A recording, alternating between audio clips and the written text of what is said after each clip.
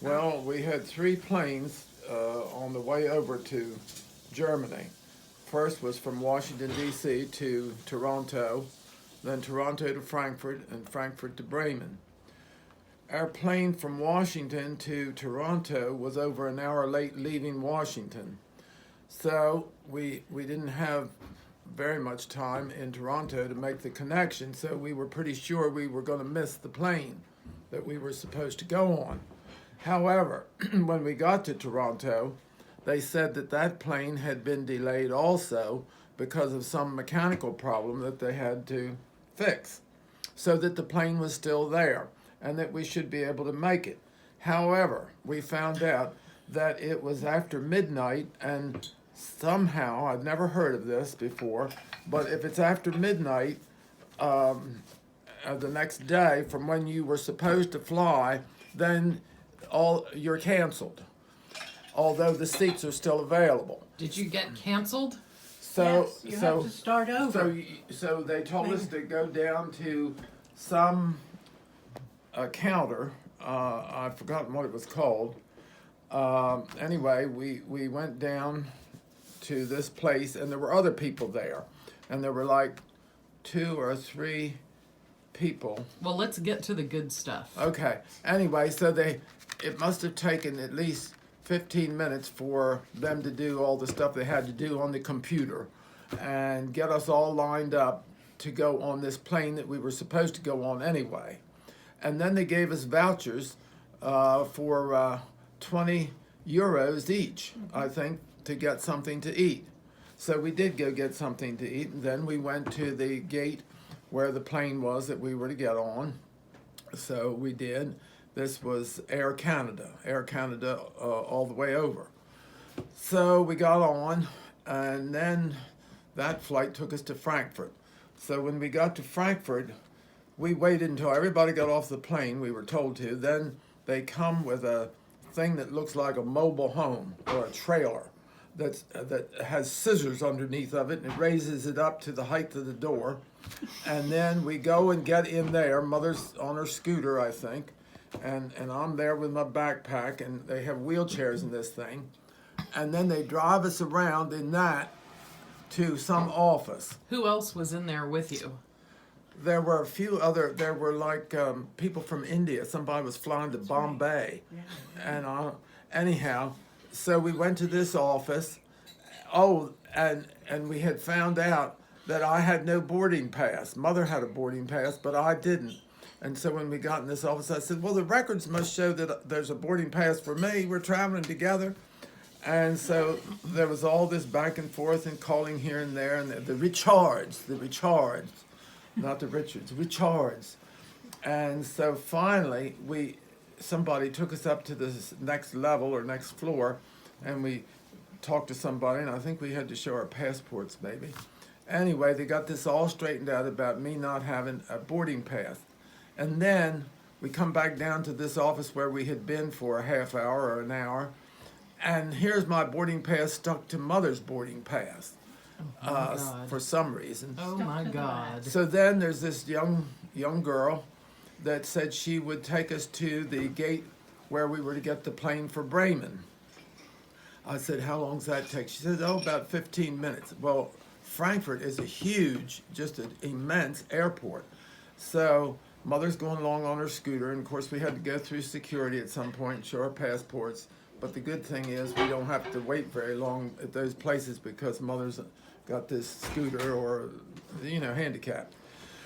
So we got through, and we walk, and I think we may have gotten on an elevator at one point. And finally, we come to this place where you go through security again. You have to put all your belongings on a belt, and it goes through an x-ray. We didn't have to take our shoes off, though.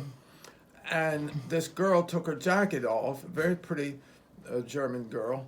And here, her whole left arm was nothing but tattoos, which we hadn't seen, of course, before.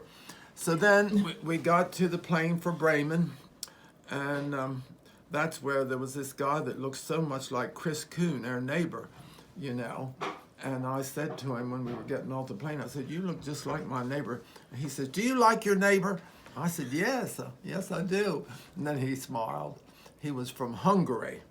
So then Reinhardt met us. And then you at the- had another experience coming back at New York too. Oh, didn't we you? had at Madrid when we flew from Porto to Madrid, and in Madrid we got our overseas flight for New York. So when the girl in Porto booked us clear through to Washington, which was where we were going, which is where we'd flown from because our car was there. So we got to Madrid. We hadn't looked at the papers the girl did in Porto. We just assumed they were okay. Well, when we got to Madrid, turns out there were 2 boarding passes for me and none for Mother. And so that seemed to throw up a red flag. And this girl that met us that was going to help us, she says, "You're not going to make your connection." And I said, "Oh, please try. See what you can do." So she was on the phone, and there was all this mass of people there, lots of them in wheelchairs. And so, anyway, The French, the Spanish people talk a lot faster than the Portuguese people do. And she would get on the phone and she'd be bloppity blah blah blah whatever. I couldn't follow her. But then she'd say to us, "Vamos!" and take off going. Wow. Yeah, so then got a van. they got a van, and they had there all these people sitting in wheelchairs in there, but this one person looked just like a vegetable. I mean, just no expression, nothing. And I don't know whether it's a man or a woman. there was just one wheelchair in one. But no, in that waiting area there were Oh, the wheelchairs. waiting- So they were outside this part. I mean, where the planes kind of are, or you know.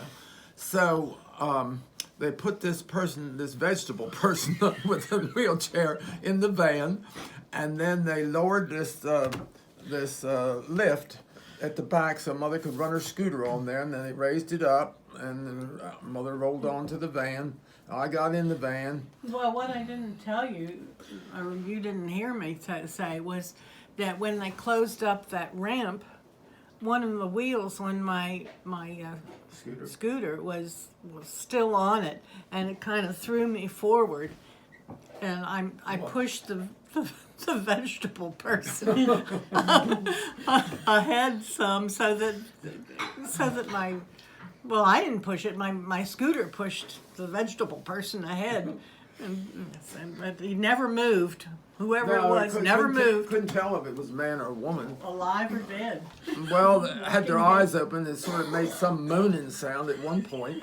But anyway, then the girl that's helping us jumps in the passenger seat, and there's a guy driving, and the two of them Vamos! they're talking a mile a minute, and he circles around a little bit, and pretty soon he comes to a tunnel. And I bet you this tunnel must have been 2 miles long.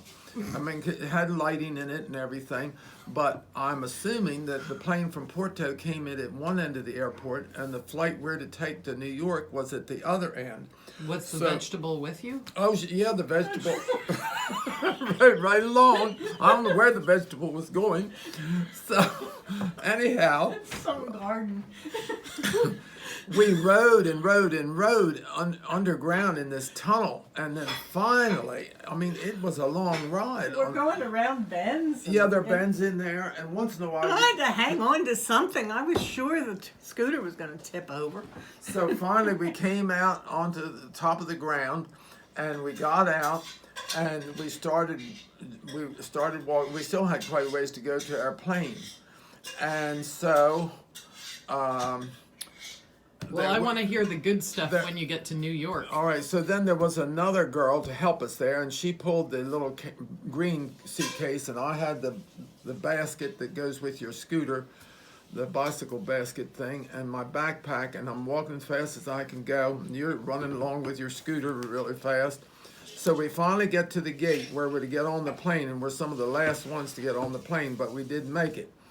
And this girl at where you check in there, she took one of the boarding passes and just crossed out my name and my seat number and wrote in Mother's name and put 15A because I had 15C. So we got on. And I said, I could have done that. But Yes. but both going over and going the long flight across the ocean both ways, going and coming, we had we had more roomy seats. Oh, economy premier. So what happened when you got to the scanning place in New York? So, well, we got to New York and went through customs fine. But then we had to go, we came in at Terminal 7 and we were to go out of Terminal 8 on the plane to Washington. So you can't just walk next door. You've got to go outside and go up an elevator and get on the Sky Train. And the Sky Train, we went to the first stop, which was Terminal 8, got off, and we had already reclaimed our luggage. So I'm pushing this cart with two big suitcases, the green suitcase, the bicycle basket, and your walker. And it's piled way up. And so then we had to go to baggage area and send them to Washington. And then that meant we still had the bicycle basket and the green suitcase in my backpack. So then there are two lines going through security. This is in New York at Terminal 8. And so the two lines are funneling into one x-ray machine. And it was bedlam. It was just crazy. And everybody wanted to be first, of course, and we wanted to get through there because we were afraid we weren't going to make the plane.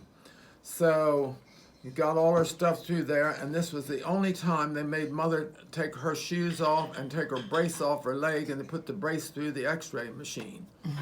No place had they done that before. You had to take your shoes off. Well, no, Not that time? there was a sign in Washington when we left, if you're